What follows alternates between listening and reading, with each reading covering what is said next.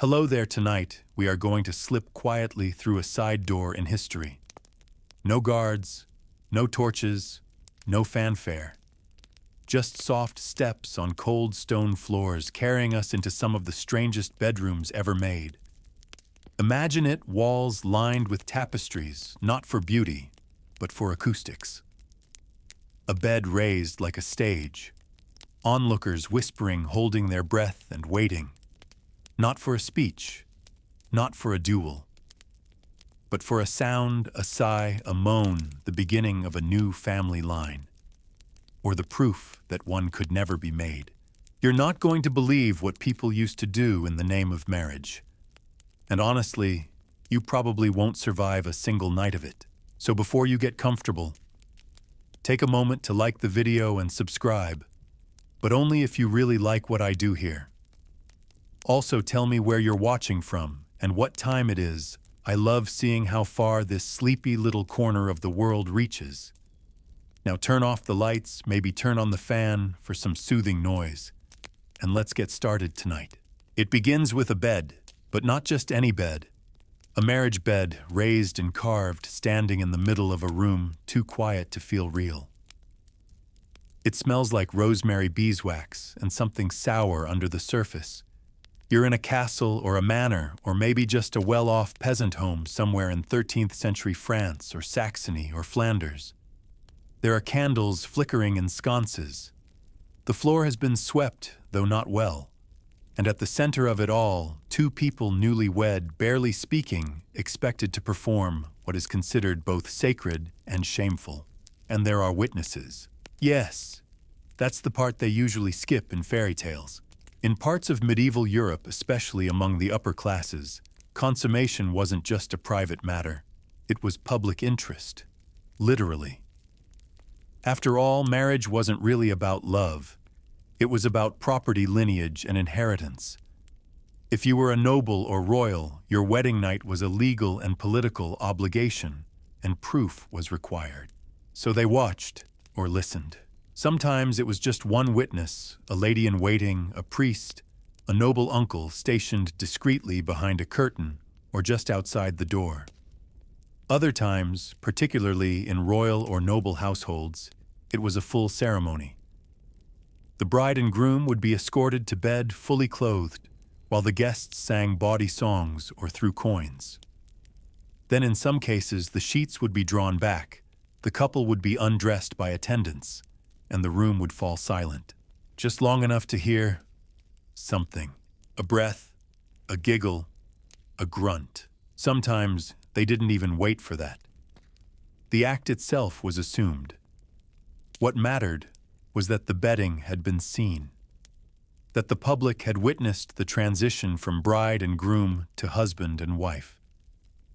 Historians still debate whether these bedding rituals were ceremonial or if they involved actual voyeurism, but accounts from the time suggest that at least some of them veered disturbingly close to performance art. Let's take the example of the Danish court in the late Middle Ages.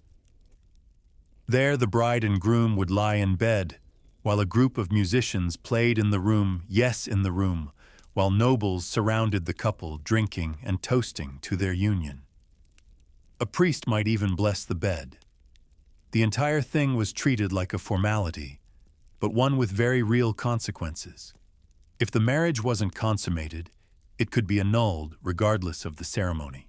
In England, the custom took a more restrained tone, at least outwardly. The bride would be led to the chamber by a procession of women, the groom by men. They would be blessed separately. Then, awkwardly, silently, they would meet in the bed, still being watched. In many households, a servant or relative stayed in the room until the first signs appeared.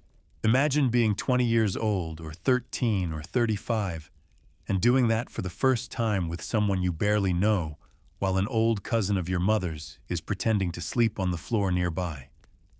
No pressure. There's a reason why many couples didn't actually do it that night. Records from the period note that couples often lay together fully dressed, smiling and waiting until the audience had left. They weren't stupid. They were just trapped in tradition. In some regions of Germany and the Low Countries, There were even communal beds. Yes, the bride and groom were expected to consummate their marriage in the same bed previously used by other newlyweds, a sort of blessing bed passed down through the village steeped in superstition and linen-scented memories. Oh, and if you're wondering, yes, there were people whose job it was to clean these beds, or more accurately, to change the hay and hope for the best. And yet, there was a twisted tenderness to it all. As grotesque as the concept of a public bedding sounds to us now, it was also a cultural glue, an affirmation that marriage was not just between two people, but between two families, two estates, two lineages. The witnesses weren't voyeurs, they were validators. Their presence turned intimacy into inheritance.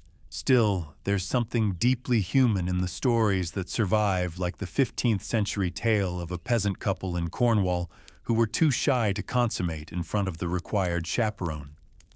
Instead, they climbed out the window, consummated their union under an elm tree, and then climbed back in to pretend to sleep.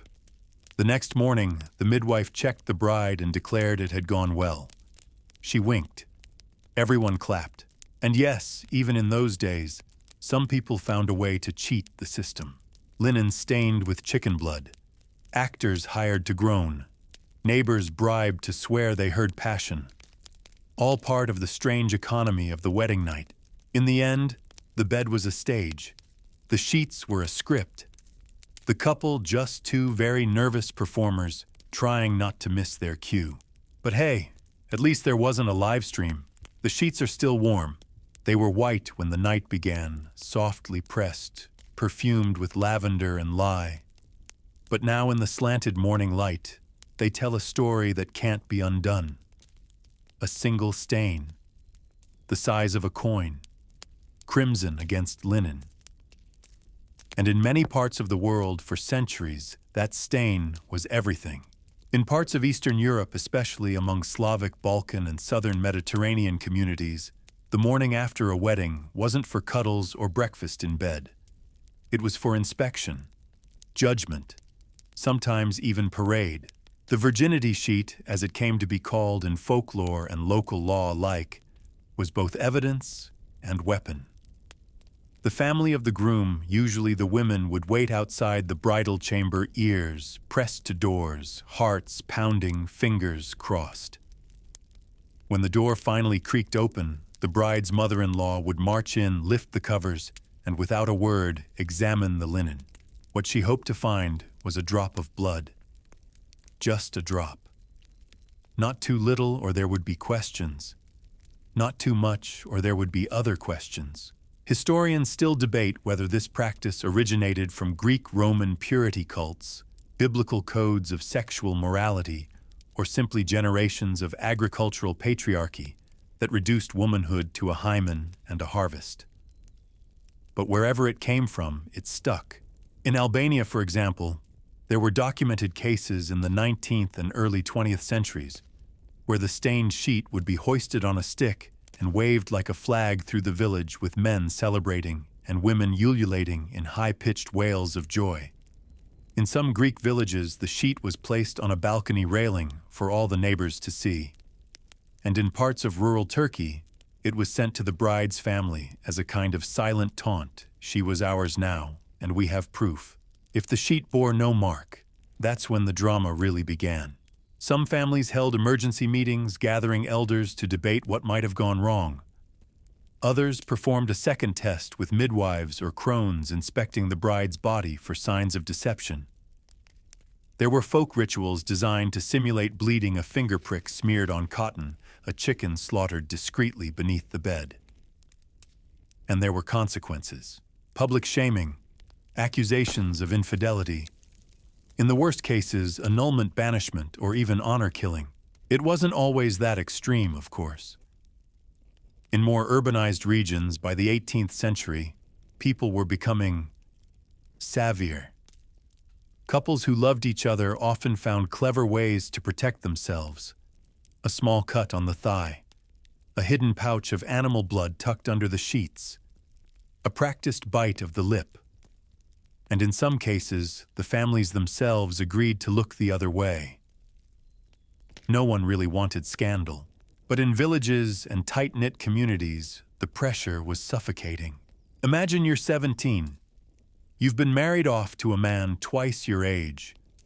You've just gone through the most awkward, confusing night of your life, and you're bleeding, but not from where they expect. Or worse, you're not bleeding at all. You're terrified, not just because you didn't prove your purity, but because you're now property without warranty. And property without warranty can be returned. There's an old tale from southern Serbia, maybe myth, maybe truth, about a bride who failed to produce a bloodstain. Her mother-in-law, furious, accused her of ruining the family honor. But the young bride, desperate and clever, waited until midnight, slipped out, and cut her own palm with a sewing needle. She returned to the bed, pressed her hand to the sheet, and in the morning let them believe what they needed to believe. That one drop changed her life.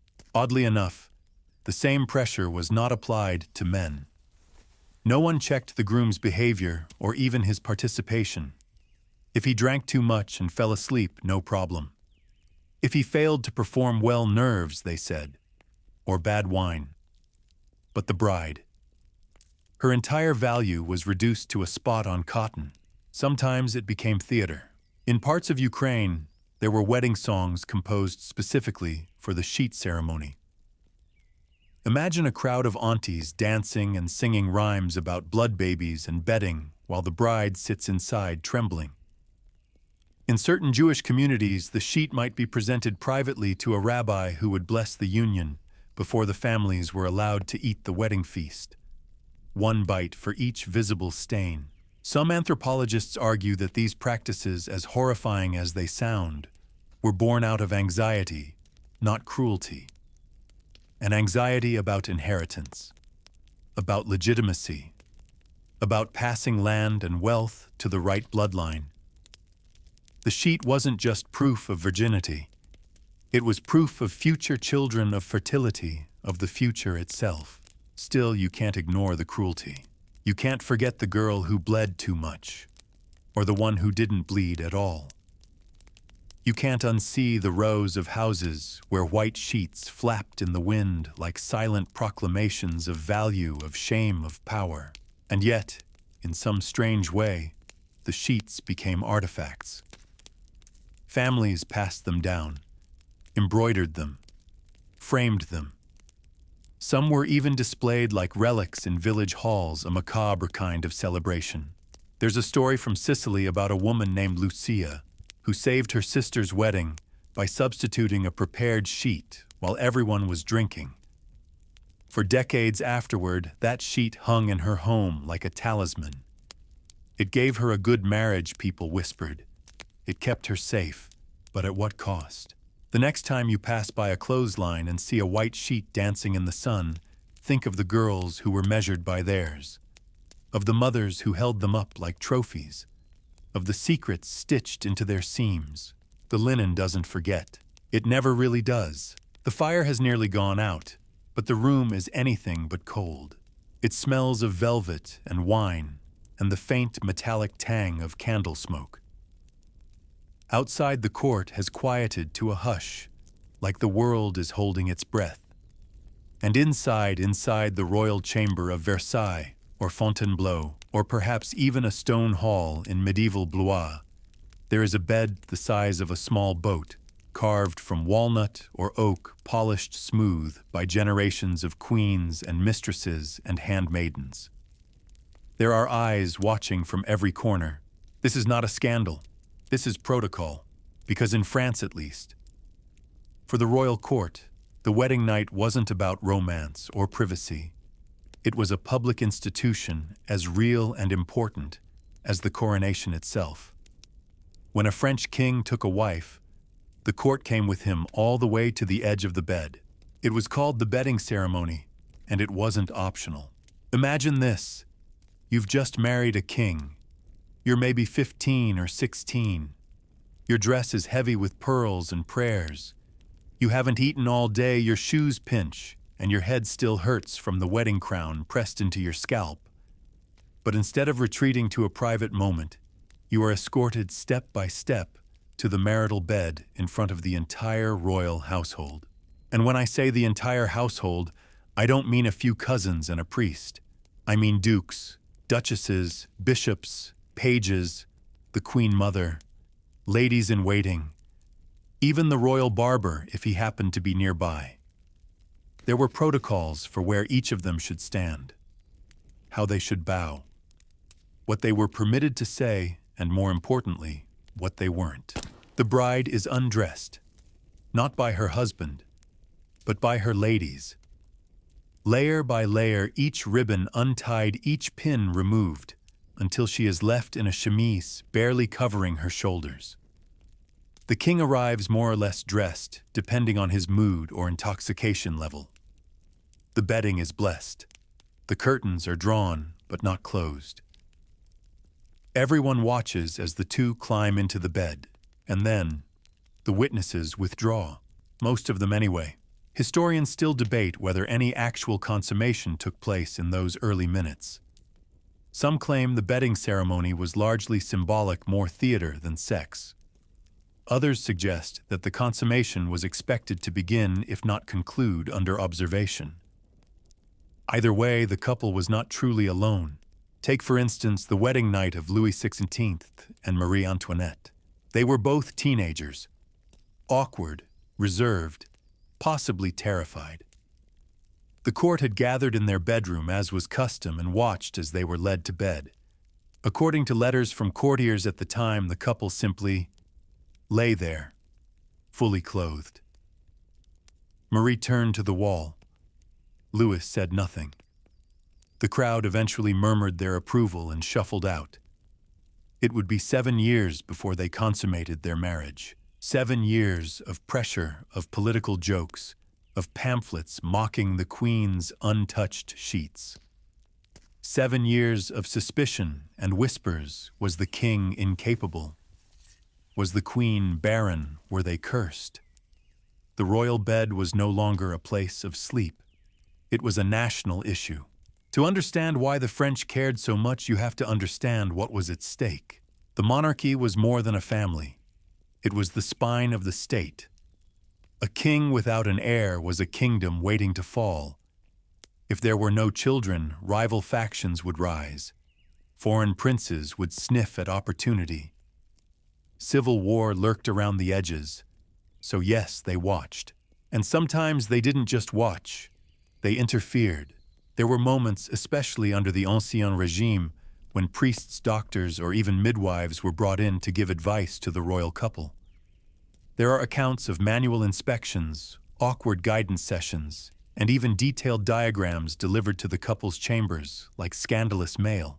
Imagine trying to consummate a marriage with half of Paris guessing your technique. It wasn't just kings and queens who endured this. Lesser nobles had their own versions. In some regions of France, the local seigneur lord had the right to attend the bedding of his vassals. In theory, it was ceremonial. In practice, it was often predatory, which brings us to the custom of drageoir, a small box of sugared almonds gifted by guests to the couple as a symbol of fertility. The box would often be placed on the bed itself. But it wasn't just decoration. It was a quiet test. If the couple ate the almonds, it meant they were at ease. If the box remained untouched, people began to talk. Sometimes courtiers placed coins under the mattress. A charm for prosperity, they said, but also a trap. If the coins were still there in the morning, it meant the bed hadn't moved. The sheets hadn't rustled. The union hadn't progressed. And yet not all royal couples dreaded the ritual. Some leaned into the spectacle. Louis XIV, the son, king himself, was said to perform the bedding ceremony with pride and precision, arriving in a robe of golden silk flanked by torchbearers and grinning at the assembled court, as if to say, "Yes, I'm going to do exactly what you think I'm going to do, and I'll do it better than all of you." Whether he did or not is another story, but the performance unquestionable. There's a curious moment recorded during the wedding of Philip III of Spain and Margaret of Austria in 1599. After being led to bed by a sea of courtiers, the couple lay awkwardly beneath the covers. The bishop blessed the sheets.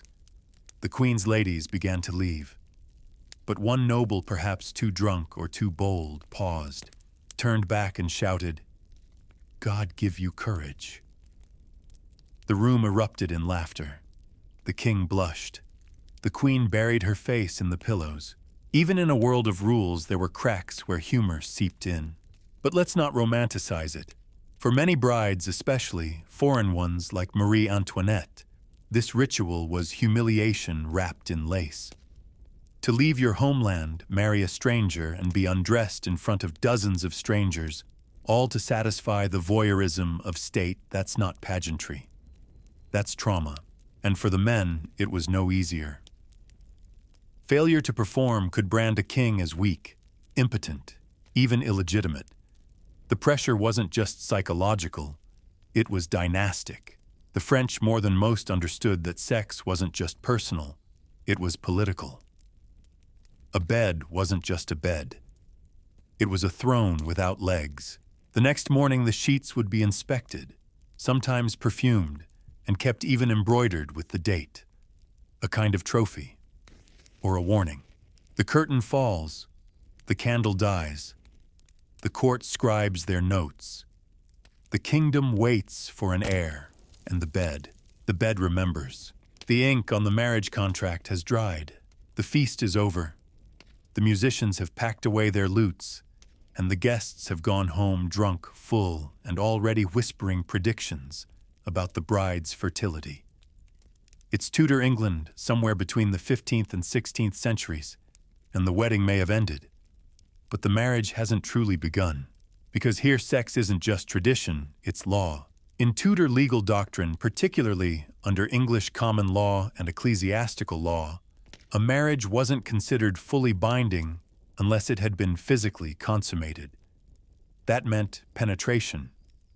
That meant confirmation. That meant essentially proof. And without it, the whole thing could fall apart like a badly baked meat pie. But who provides that proof? Sometimes the couple via a quiet confession to a priest. Sometimes servants peeking through cracks in the door. And in certain scandalous cases, witnesses were required either before or after the act to testify that the union had been completed. This was especially true among the upper classes, where marriages were strategic, political, and painfully public.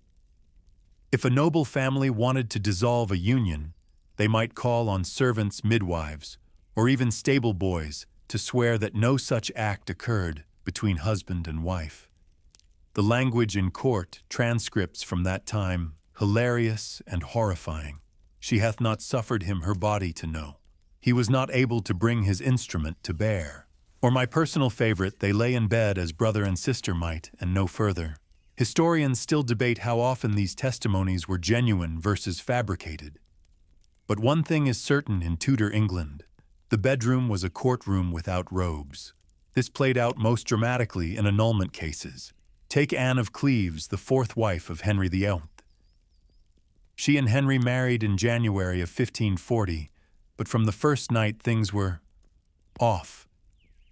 Henry found her unattractive, uninteresting, and in his own words, nothing moved in me. Despite sleeping in the same bed, he later claimed he never consummated the marriage, and that gave him legal grounds for annulment. Anne agreed, possibly out of fear, possibly out of relief. The marriage was dissolved after just 6 months, with both parties claiming the union was never true. She was given a generous settlement and referred to awkwardly as the king's sister for the rest of her life. But it wasn't just royalty who faced this strange legal limbo. In villages, towns, and manors across England, consummation could be contested. If a bride was found to be pregnant by someone else, her husband might claim he'd never touched her. If a groom failed to produce an heir, his wife might claim he was impotent and that they'd never properly joined. And proving impotence, oh, it gets wild. In some cases, men were summoned to court and asked to perform a public test. Not with a partner, thank goodness, but alone in the presence of appointed officials. They were expected to demonstrate arousal or, at the very least, the possibility of it. Some were asked to undergo medical examination, where midwives and male examiners would touch, measure, and assess. Imagine the anxiety, the cold room, the thick air of judgment. One 1580 case tells of a groom brought before the bishop's court after 2 years of childless marriage. His wife claimed he could not complete his duty. He in turn blamed her cold temperament. The court ordered a test. He was to be left in a room with images of nude women. Yes, even then, they understood visual stimulation and observed through a peephole. The results were inconclusive. The marriage was dissolved anyway. This obsession with proof bled into rituals too. In some regions, the bed on which a couple consummated their marriage would be blessed by a priest, much like an altar. Candles would be lit, prayers would be said, and then the couple would be left alone to perform what was essentially a religious duty. Because make no mistake, this wasn't just about love or desire. It was about validity. The church taught that a sacramental marriage was incomplete without physical union. Without consummation, the couple was technically still betrothed, not fully wed. They could be separated. They could marry others. Everything hinged on that first night, or rather what happened or didn't under the covers. And if one party refused, things got even more complicated. A bride who denied her husband the marital act could be accused of withholding consent, which might sound empowering, until you realize it meant she could lose her dowry, her status, even her safety. A groom who delayed consummation could be pressured by family, or in more brutal households, even physically forced into bed with his wife. There's a case from Yorkshire where a groom reportedly tried to wait until the right time due to nerves. His mother-in-law marched into the chamber, slapped him across the face, and said, "You'll do it now, or I'll do it for you." Charming. The concept of legal sex wasn't exclusive to England either. Canon law across Europe held similar standards, especially in Catholic regions. Marriage was sacred. It was a covenant, and covenants had to be sealed. But here's the twist.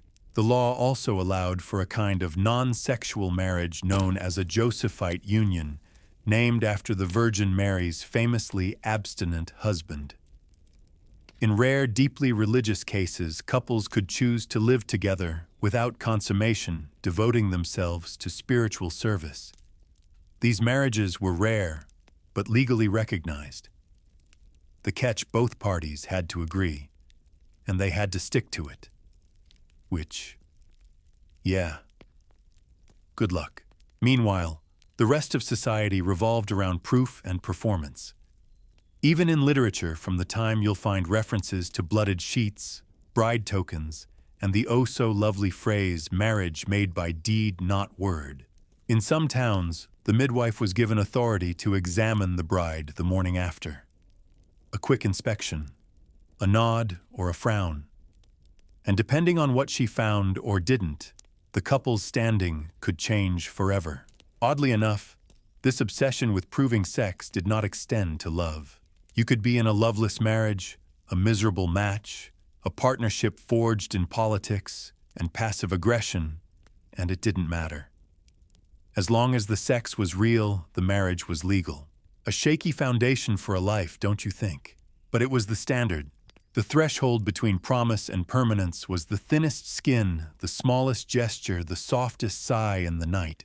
One act, one moment, one truth, or one well-constructed lie.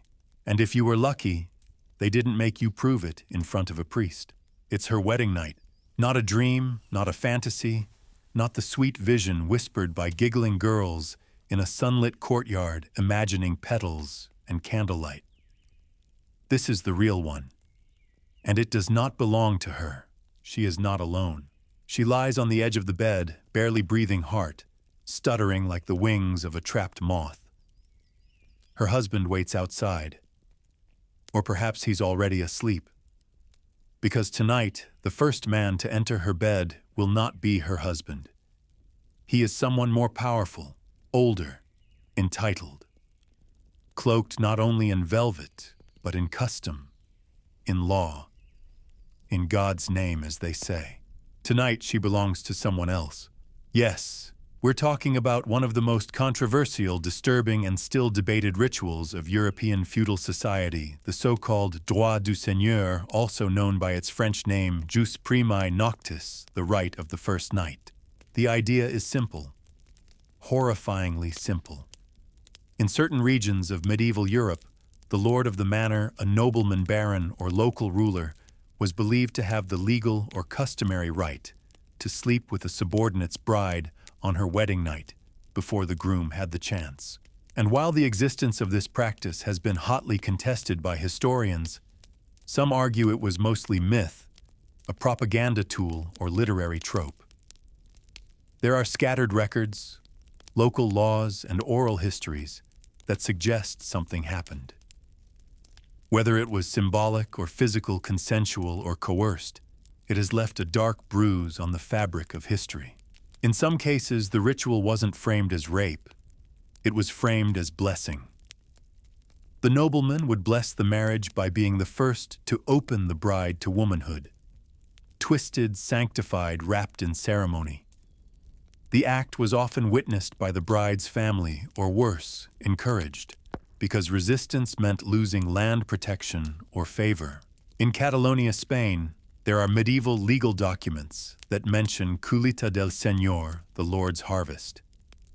In parts of Scotland, similar customs were whispered in the longhouses, especially in border territories, where law was loose and power ruled. In some versions, the right could be bought off. A groom could pay a fee to the Lord in order to be spared the humiliation. In effect, it became a tax on consummation, a bridal ransom. You didn't just marry your wife. You purchased her back from your superior. Let that sink in. Other variants passed the role to clergy. In early Christian Europe, particularly during the rise of monastic influence, some abbots or bishops claimed the spiritual right to witness or even perform the defloration of peasant brides under the guise of holy cleansing. Historians still debate whether these events were widespread, isolated, or exaggerated. Some say they were fictions created by Enlightenment writers to make the Middle Ages seem more brutal. Others believe they were real but confined to specific regions, especially where feudal law blurred with personal rule. But we do know this: the anxiety around wedding night purity was real, and power often disguised itself in ritual. In one darkly fascinating case from Normandy, a 14th century land registry includes a clause where local farmers agree to offer either the body of the bride or a silver goose to the Lord upon marriage. Symbolic maybe, but whose body paid the price when the larder was empty? And there's the case of the so-called first blessing, practiced in some rural Italian and German villages, where the local priest would touch, or in some cases anoint, the bride's inner thighs before the ceremony. Publicly, this was framed as a fertility blessing. Privately, it was rumored to be a kind of partial claim on her purity, something she now owed to the church. There were even tales, half-whispered, mostly buried, of chastity belts being removed not by husbands, but by abbots or lords with the sacred key. And let's not forget the rite of passage stories from Eastern Europe, where in isolated regions, a bride was not considered truly a woman until she had been inspected by a community elder. One record from 17th century Wallachia mentions a ritual where the bride was made to sit naked in front of the village priest, who would declare her pure or not before allowing the wedding feast to proceed. Even if there was no physical contact, the shame was ritual enough. All this wrapped in song and prayer and soft candlelight. In some perverse way, these practices were justified as honoring the bride. Her body was seen as sacred, and what is sacred must be touched, seen, blessed, verified by those in power. The husband, poor soul, often had no say. If he objected, he could lose his land, his title, or worse, his bride permanently. There's a chilling account from Bohemia 1523. A miller named Jakob refused to allow the local baron to attend his bride. That night, Jakob disappeared. 2 days later, his bride was wed again to a guardsman loyal to the baron. No charges were filed. Of course, these were not common, not everywhere, and not for every bride. But the fear of them shaped behavior. Couples would flee to other towns to marry in secret. Families would forge documents to prove their daughters were already deflowered. There are even records of young women cutting themselves on the thigh to leave bloodstains on their shift, claiming they were no longer virgins, hoping the act would spare them the blessing of the Lord. Some rebelled in other ways. In one folk tale from the French Pyrenees, a bride disguises herself in rags and sends her maid to the Lord's chamber.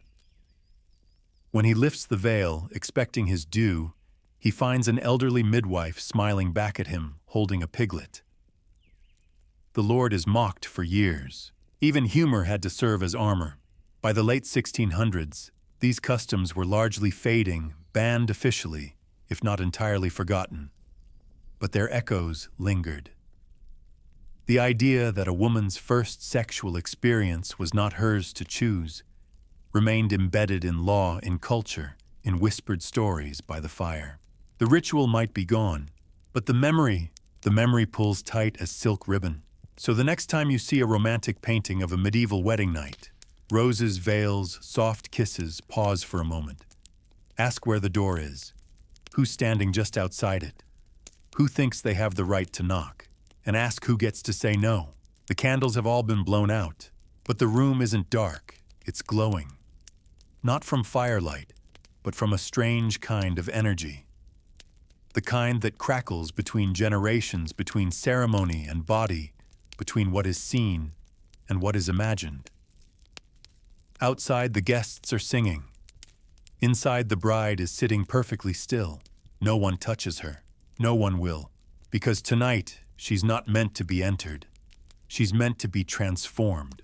Across the ancient world, long before veils and chapels and white gowns, some cultures chose not to consummate marriage with flesh and sweat, but with symbolism, ritual, and sometimes substitute objects that straddled the line between the sacred and the surreal. It sounds almost peaceful at first. But don't let the incense fool you. Tonight, we slip into the strangest wedding night rituals of antiquity, where sex was suggested, summoned, or simulated, but rarely performed in the way we'd recognize. Where trauma wore a mask, and where the act of joining two people could involve dolls, animals, dream states, or even the dead. Let's start with ancient Mesopotamia, one of the earliest civilizations to document wedding practices. In some Sumerian city-states, marriage was not final until the bride had undergone a sacred fertility rite, but not necessarily with her new husband. Instead, she was often brought to the temple of Inanna, the goddess of love and war, where a high priest would perform a symbolic act of union on behalf of the god Dumuzi, her divine consort. What did that look like? Sometimes it was a ceremonial bath. Sometimes the bride would be wrapped in white cloth, kissed on the forehead, and presented with a carved idol. And sometimes the act involved the pressing of symbolic objects, stones, staffs, or even fertility figurines to her body. The goal was not climax, but transference. To shift her identity from girl to woman, virgin to vessel, wife to womb. Historians still debate whether physical penetration ever occurred in these temple rites. Some argue it was theatrical, a religious metaphor like baptism. Others believe it veered into ritualized trauma, especially when young brides were offered by families desperate for divine favor. Move forward to ancient Egypt, and we find a variation even stranger. Among elite families, there was a custom in which the bride would spend her first night not with her husband, but with a carved statue, usually a representation of Hathor or Isis. The statue, often made of sycamore wood and polished with myrrh, was placed beside her in bed. Sometimes it had a detachable phallus. She would be left alone with it, candles burning, prayers whispered outside the door. The belief that the goddess would prepare her, awaken her sexuality, bless her womb, and purge her of maidenhood. In the morning, a midwife would anoint her with oil and declare her ready. The actual husband could then take his place. Odd, absolutely. But to them, this wasn't just superstition. It was protection. In a world where virginity was sacred, sex was dangerous, and childbirth was a death sentence for many women, these symbolic consummations offered a kind of psychological buffer. A way to say, it has already begun and you survived it. Of course, not all substitutions were gentle. In parts of ancient India, particularly during Vedic times, there existed a rite called Upanayana that symbolized the transfer of spiritual power. Though not strictly sexual, it often preceded the wedding night and involved the bride undergoing a ritual trance.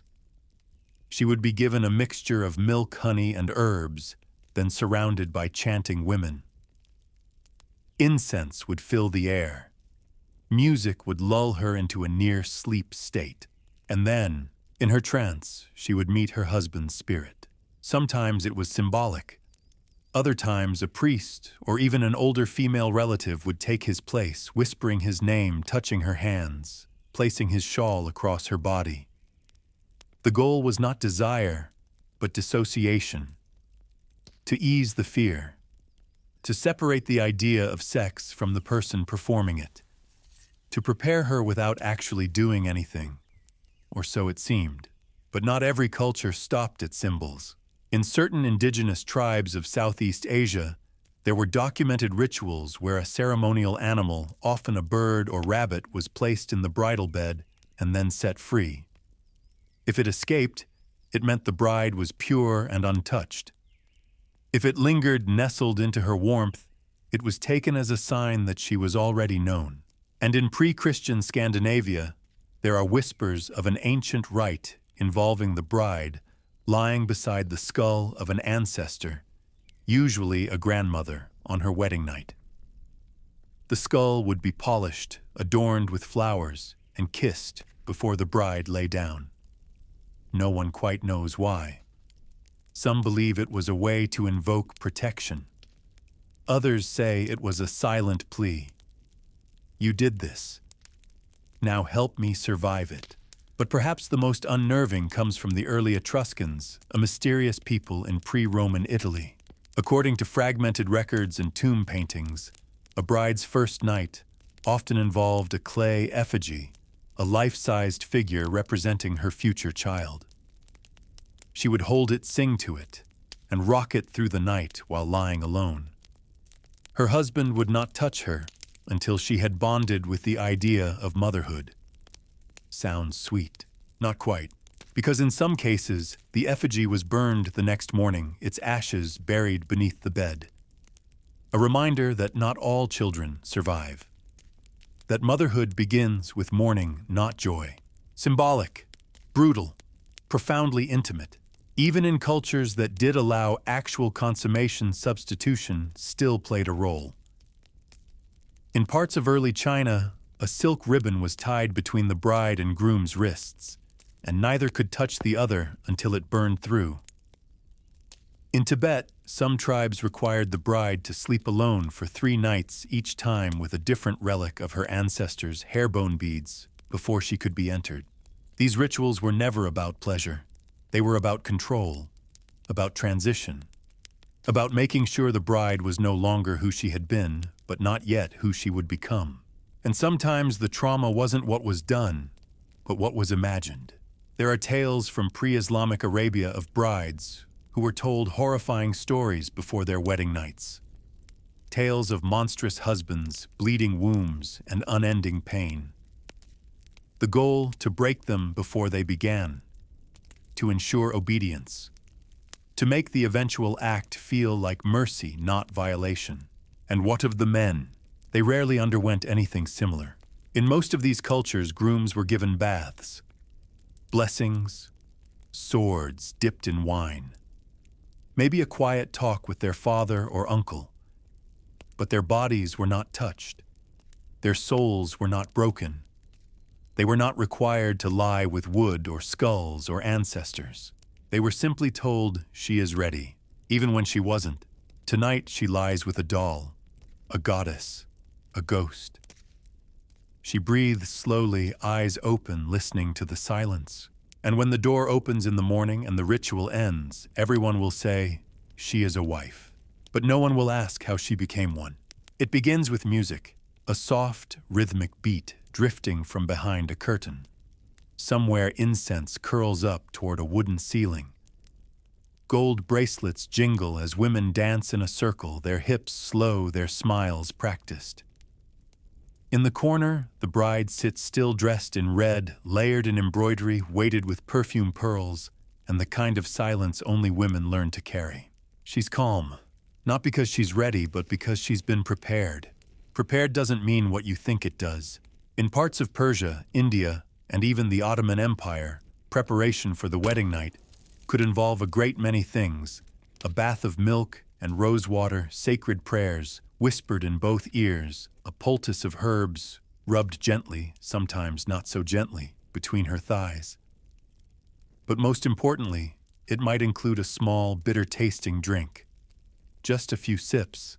It was called different names depending on the region: Sharab-e-Aram, Rahat, Gulab, the comfort syrup. But it all meant the same thing: a sedative. Not to knock her out completely. No. Just enough to dull the fear, to soften the reflex, to make her body forget what her mind could not. In elite households, especially those trying to ensure a smooth consummation, drugging the bride wasn't considered immoral. It was considered merciful, a way to preserve her modesty, to keep her from crying, to avoid a scandal if she resisted or panicked. After all, a compliant bride was a successful bride. Historians still debate how widespread this practice was, but it appears frequently in court records, private letters, and women's health manuals from the Mughal and Safavid eras. Recipes survive for herbal mixtures that calm the trembling flower and open the gate of womanhood without pain. Poetic, isn't it? But it wasn't always the bride who entered the bed. Sometimes she was swapped out entirely. Let's move to ancient India, where the concept of substitution, especially on wedding nights, was a storytelling tradition, and on occasion, a real tactic used in political marriages. If the bride was too young, too sick, or simply too afraid, a maidservant, usually older and trained, might take her place for the night. Sometimes the groom knew, sometimes he didn't. In royal courts, this was framed as a sacrifice. The servant gave herself to preserve the bride's honor, to keep the alliance intact, to ensure the union began properly. Her name would never be recorded.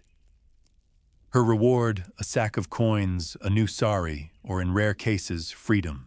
But there were darker versions. In certain princely states, rumors circulated of women trained for this purpose.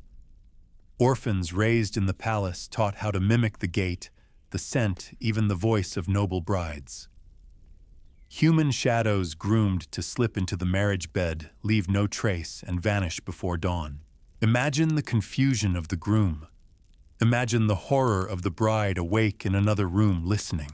And imagine the servant walking back through secret halls, body aching, heart silent. In the Ottoman Empire, there are records of concubines or eunuchs being used to test the bride's reaction before the Sultan entered. One servant writes in his memoirs that he was ordered to touch the bride's hand, whisper something suggestive, and report whether she blushed or recoiled. If she showed fear, she would be given a tonic. If she wept, a substitution might occur. Either way, the act had to happen. The dynasty depended on it. Even in China, there were tales, some verified, some apocryphal, of noble women being replaced by body doubles trained from childhood. These doubles were taught to walk a certain way, keep their eyes down, and never ever speak. A silent offering, a breathing decoy. The emperor would never know, or perhaps he didn't care. One particularly grim story comes from the Tang dynasty, where a princess was so terrified of her older bridegroom, a warlord with a reputation for cruelty, that her wet nurse sent her own daughter in her place. The stand-in bore the warlord's child. The princess, meanwhile, pretended to be infertile. She spent her life in peace. The servant died in childbirth. This theme appears in myths as well. From the tale of Jacob and Leah in the Bible, where the wrong sister is slipped into the tent, to Chinese ghost stories of women marrying into powerful families, only to vanish on their wedding night, replaced by something else. Even in Japan, particularly among the aristocracy during the Heian period, there were reports of brides being intentionally veiled and silent during the entire night. The man might never see her face until sunrise. And if he did, if she was not to his liking, he could request a different woman the next night, often a cousin or court lady. The marriage remained intact. No questions asked. There's even a recorded instance in 11th century Kyoto, where a bride was so fearful of her wedding night, she trained her younger sister to take her place. The younger girl complied either out of loyalty, duty, or fear, and the ruse was never discovered. Years later, when the truth surfaced, the husband reportedly said, "If I never knew, does it matter?" and went on as if nothing had happened. But it wasn't always the bride being swapped. In some folk tales from the Balkans and Persia, the groom was drugged, intentionally rendered unconscious, so the bride could preserve her virginity or avoid a feared fate. The roles reversed. She would lie beside him, whisper her prayers, and hope the morning came quickly. One such story tells of a shepherd girl forced to marry a local noble. The night before, she brewed a sleep tonic into his wine. While he lay snoring, she crept out, walked barefoot through the forest, and never returned. The next morning, he claimed he had remembered nothing. His pride, she assumed, would keep him silent, and it did. Whether by drug or by double, these rituals reveal something essential about old-world marriage. It was rarely about the two people involved. It was about appearance, performance, a box checked off, a union confirmed. And it had to happen no matter who was actually in the room. So imagine lying in that bed. Imagine hearing the door open and wondering, who is it tonight? The groom, the priest, the stand-in. Or worse, no one at all, just the silence. The weight of history. And the eyes of generations watching from behind silk screens and carved doors, waiting to say it is done, even if it wasn't you. The moon is high over Kyoto. Its light slips through the wooden slats of a paper screen, falling in long silver ribbons across the floor. Inside the chamber, everything is arranged just so. The tatami mats have been perfumed with sandalwood. A lacquered tray sits near the bed, holding a bowl of warm sake and two silk cords, one red, one white. The bride kneels at the edge of the bedding platform, her head bowed, her robe falling in soft folds around her. The groom sits opposite, motionless as a statue. Neither speaks, neither smiles. They have been taught not to. They are about to become husband and wife, but first they must be bound. In certain sects of Shinto-influenced wedding traditions, particularly during Japan's Heian period and beyond, there existed a custom not just of ceremonial union, but of sacred restraint. The idea was simple, spiritual, and deeply symbolic before the couple could touch. They had to be physically tied to one another. Not with force, but with purpose. The silk cords were not ropes in the punitive sense. They were elegant, almost poetic. Red for life, white for death. Two souls wound together, echoing the color symbolism seen throughout Japanese rites, weddings, funerals, tea ceremonies, and everything in between. The cords were often passed through the bride's sleeves, threaded beneath the groom's obi sash, and tied gently at the wrists. Not tightly, just enough to create a sense of contact, a quiet intimacy that required stillness. And then the chant would begin, usually led by an older woman, a midwife, a priestess, or sometimes even a retired geisha. The couple was guided through a series of rhythmic sounds. Nothing lyrical, just syllables repeated like breath. Ma, yo, te, so, ma, yo, te, so. These were not moans, not exactly. But that's what outsiders heard. Soft, breathy, drawn from the throat. Sacred syllables meant to align the couple's breathing heart rate and touch. Some believed the words woke the kami, the spirits of the room, the bed, the ancestors. Others believed it simply soothed the body, made the moment less frightening. Historians still debate whether these rituals had erotic purpose, or if they were purely spiritual. Some suggest the chanting helped synchronize bodies for sex. Others argue it replaced sex entirely, especially in arranged marriages, where the bride was too young or the groom too nervous. Either way, the goal wasn't climax. It was connection. In some households, the cords stayed on throughout the night. In others, they were removed once the couple had completed their breathing ritual and exchanged words of intention, sometimes as simple as, "I receive you and I carry you." Not exactly "I love you," is it? But then again, that wasn't the point. The cords served another function too, witness. Because in homes where privacy was sacred and silence was expected, these physical ties acted as evidence that the couple had shared a bed. No need for bloodstains or secondhand stories. The next morning, the cords would be untied, inspected, sometimes even displayed. A red cord slightly frayed, a white one smudged with powder. Quiet proof.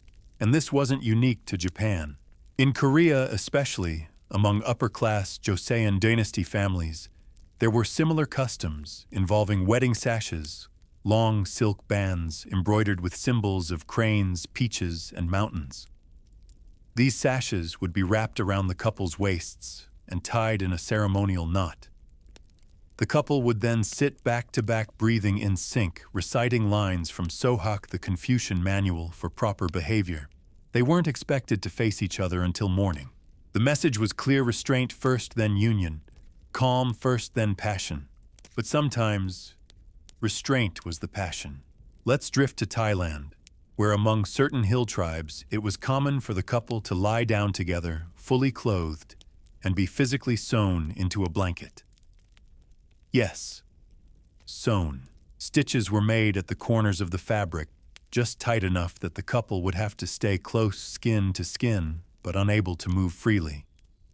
They would breathe together, talk quietly, sleep. The stitching would be removed in the morning by the bride's mother. If it was torn beforehand, she would know. This wasn't meant to punish. It was a way to delay urgency, to cultivate gentleness, to teach the couple that the body is not a battlefield. It's a landscape you must learn to walk. In Java, some wedding traditions included the ritual of 3 touches, first to the forehead, then the chest, then the hips. Each touch was slow, open-palmed, and mirrored by the partner. Only after these motions were repeated in silence, 3 cycles no less, could the couple lie down. If they rushed, the spirits would be displeased. In many of these cultures, the idea of taking a bride was unthinkable. One did not take, one received. And before that, one asked permission, not with words, but with rhythm. So the moaning, that wasn't lust. It was language. It was a way to fill the silence when the right words didn't exist. A way to remind 2 strangers that their breath was enough, that they could learn each other before breaking each other. Sometimes the chanting grew louder. Sometimes it faded into soft weeping, not from sadness necessarily, but from release, from recognition, from relief. The chords absorbed all of it.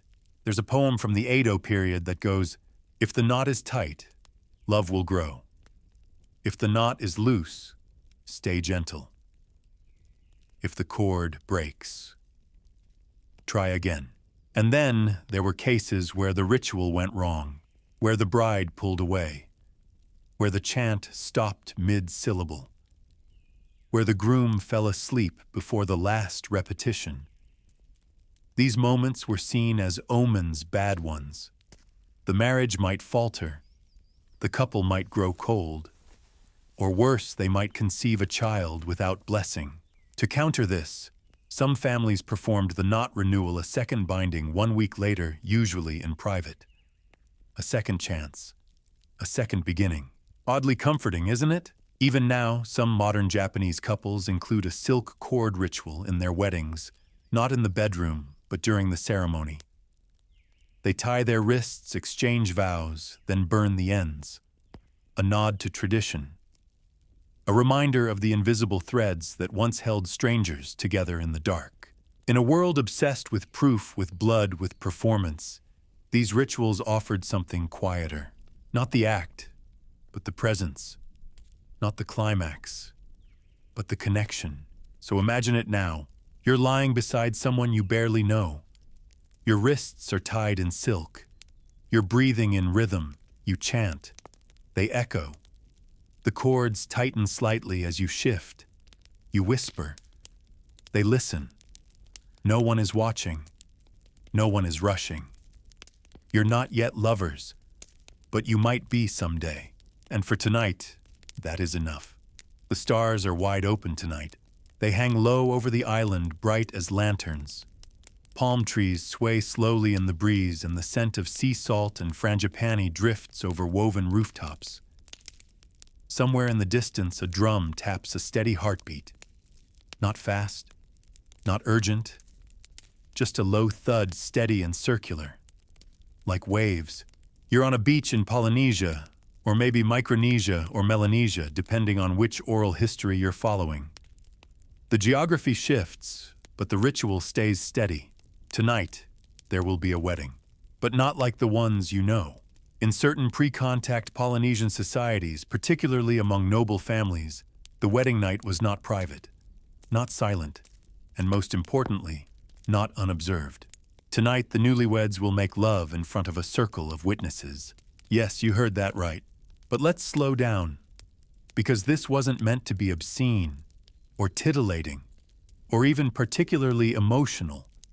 It was spiritual, communal, a moment of sacred visibility. Here's how it worked.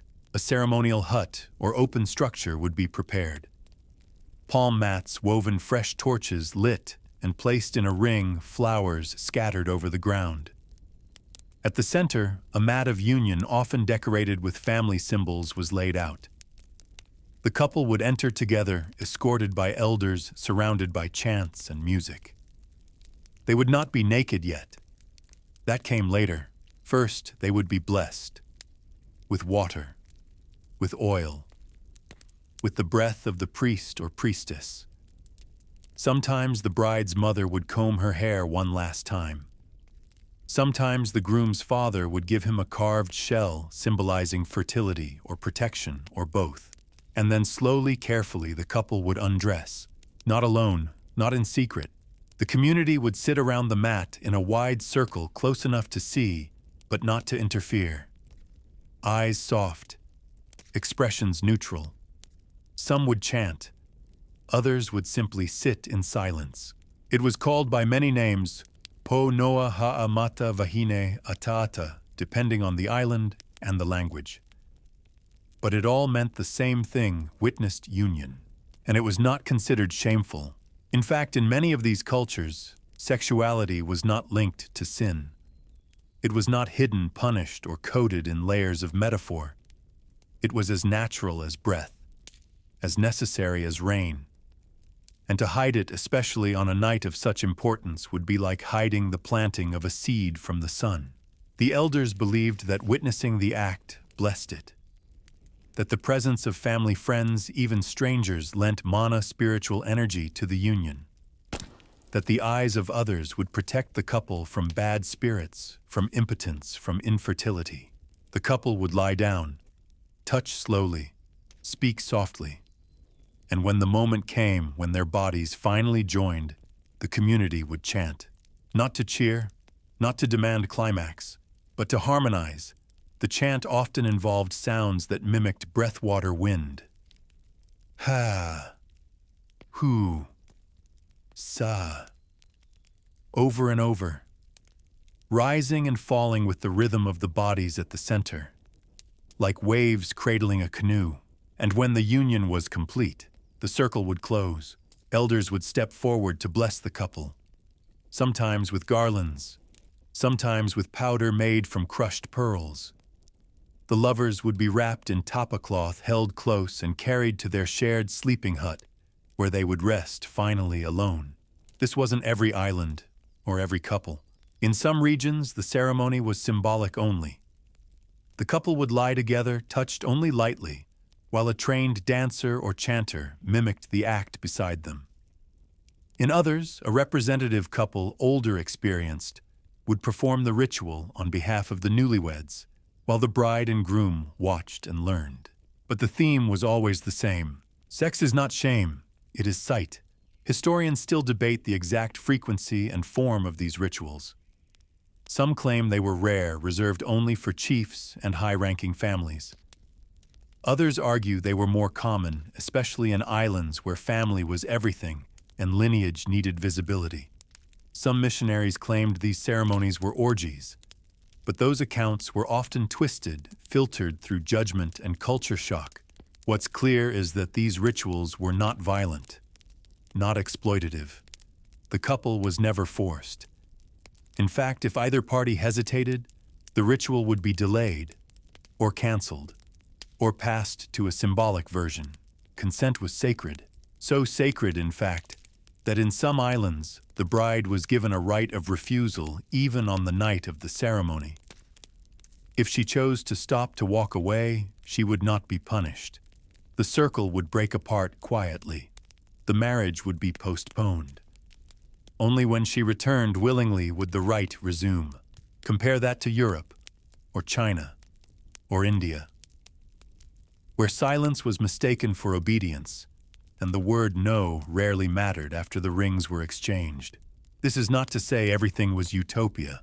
In some versions, the pressure to perform under watchful eyes was immense. Some grooms reportedly fainted, some brides cried. And there are stories always vague of spectators becoming too loud or too curious or too judgmental. But those stories are rare. More often, what survives are songs, love chants passed down by women, gentle instructions whispered between generations. Lines like, "Let the moon see your back. Let the sea hear your heart.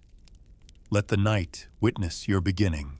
Or, "If you tremble, let the stars steady you. If you fear, let the earth hold you. If you love, let us see it." After colonization, many of these traditions vanished. Missionaries banned the witnessing circles. Laws were written. Shame was introduced. Shame that never existed before. The mat of union became a mattress hidden behind curtains. The chants were replaced with silence. The cords cut. The ceremony forgotten. But in some places you can still feel it. A wedding on a beach, where the community claps in rhythm as the bride walks past. A whispered blessing in an old woman's native tongue. A lullaby that speaks not of obedience, but of shared breath. And in some families the mat is still passed down, not to be used, but to be honored. Stained by time, not blood. Folded gently and placed in a cedar chest. A memory of a time when love did not begin in the dark, but in the open under stars, surrounded by the eyes of those who would keep it safe. Imagine that. Imagine being loved for the first time, not behind a locked door, but in the center of your village. Imagine no shame, no secrecy, just the circle, the drum, the wind, the sea, and all of them saying together, "Yes, we see you. You are joined." The morning comes like a blade, not with warmth, not with relief, but with the cold, sharp edge of expectation. The sheets are lifted. The eyes descend. Silence fills the room like smoke, thick and choking. And then someone speaks, or doesn't. And that silence, that one tiny pause, is enough to unmake a woman's life. Because in so many cultures, in so many corners of history, a bride's failure to bleed on her wedding night wasn't just a private embarrassment. It was a crime, a betrayal, a reason to be cast out, cast aside, or even killed. In medieval Europe, especially in Catholic regions, the presence of blood on the marriage sheets was not merely desired, it was demanded. The bloody cloth was seen as a physical manifestation of virtue proof that the bride had been untouched, unspoiled, a pure offering now given rightfully to her husband. But if the stain was missing, that was all it took to unravel everything. She might be accused of premarital sex, of deception, of dishonoring her family. The marriage could be annulled, and the bride sent home in shame if she was lucky. In some cases, the groom's family would refuse the dowry or worse claim damages for a defective wife.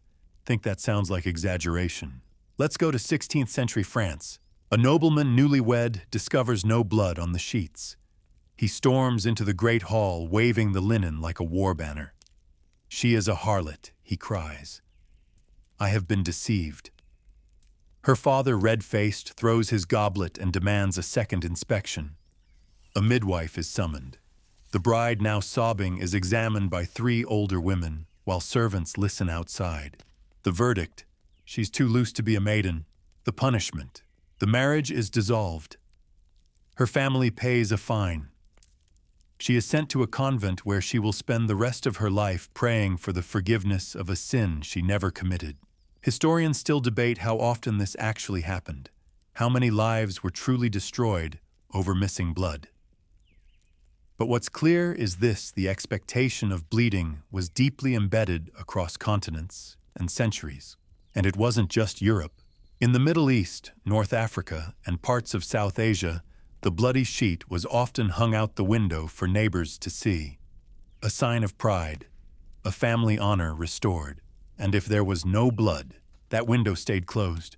Or worse, the blood was faked, a prick of the finger, a smear of animal blood, a few drops of red dye hidden in a cloth. Midwives were sometimes paid to stain the sheets in secret, whispering blessings as they did it. Because the consequences of not bleeding, they were terrifying. In some tribal regions, a bride who failed to bleed was returned to her family before sunrise, a literal walk of shame. In more severe cases, she could face public humiliation, paraded through the village with her head shaved, or forced to wear red rags to signify her supposed disgrace. And then there were the so-called virginity tests. Still practiced in some parts of the world to this day, these tests involve a physical examination of the bride, usually by a female elder or midwife who searches for an intact hymen, which medically speaking is absurd. The hymen can tear from riding horses, climbing trees, or simply growing up. But logic never stood a chance against tradition. There's a story from 19th century Turkey of a young bride who failed her test. Her family, enraged, dragged her to the river and held her underwater until she confessed.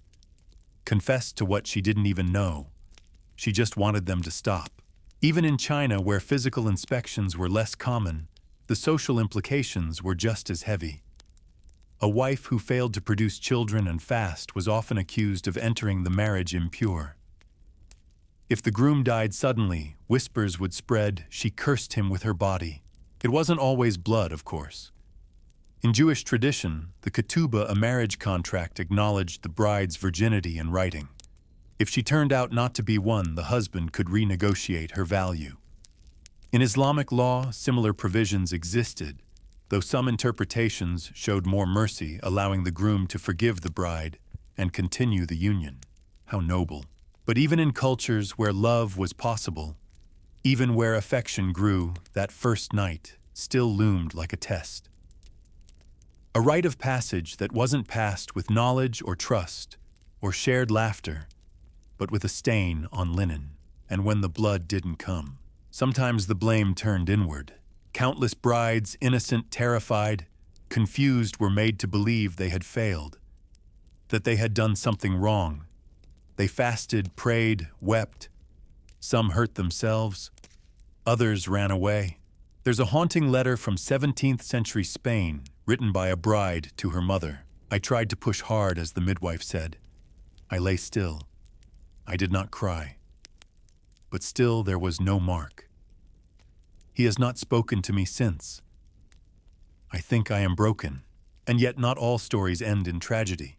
In some rare cases, the groom stood up, defended his wife, declared that blood did not measure love, that purity was not a drop of red. One account from Ireland tells of a groom who sliced his own finger and stained the sheet himself. "Let them see this," he said, "and leave her alone." Imagine the courage, imagine the risk, and imagine how many more could have been saved had someone else done the same. But the rituals endured into the 1800s, into the 1900s. In some places, even now, families still ask, midwives still know, shops still sell virginity kits, little packets of fake blood for brides too afraid to disappoint. The industry of fear passed from mother to daughter like a family recipe. And here's the strange twist. In some places, the blood wasn't just proof of virtue, it was a charm. In 17th century Poland, parts of the bloody sheet were cut and sewn into baby blankets to ensure fertility. In Romania, a fragment might be buried beneath the home to protect the hearth. In others, it was burned at the end of the week, sending the bride's shame or pride up into the sky like smoke. But for the bride, it was never just about bleeding. It was about belonging to her husband, to her family, to the community that now measured her worth by a single night. And for those who didn't bleed, they spent a lifetime trying to wash away a stain that never appeared. So if you're ever handed a story about romance, about history, about the magic of firsts, ask what happened after. Ask what they looked for in the morning light. Ask who was sent home. And ask quietly, gently, who never came back. Summary soft closed 200 words. And now here we are. At the end of a long, strange night that stretched across centuries, across kingdoms, across oceans, across soft pillows and blood-stained cloths, we've walked into royal chambers, sacred temples, candlelit circles, and into the quietest corners of tradition, the ones no one talks about because they're too strange, too raw, too real. But you made it. You stayed until the last breath of the story. And I hope somewhere in all this you found not just curiosity, but compassion. For the girls who waited in silence. For the women who bled and the ones who didn't. For the lovers who whispered through silk cords, and for the ones who never got to speak at all. History remembers the kings and laws and wars. But nights like these, they live in memory, in linen, in lullabies. Now your bed is warm, the night is quiet, and there's no one here who needs proof of anything. You are enough. You are already whole. Good night, my dear.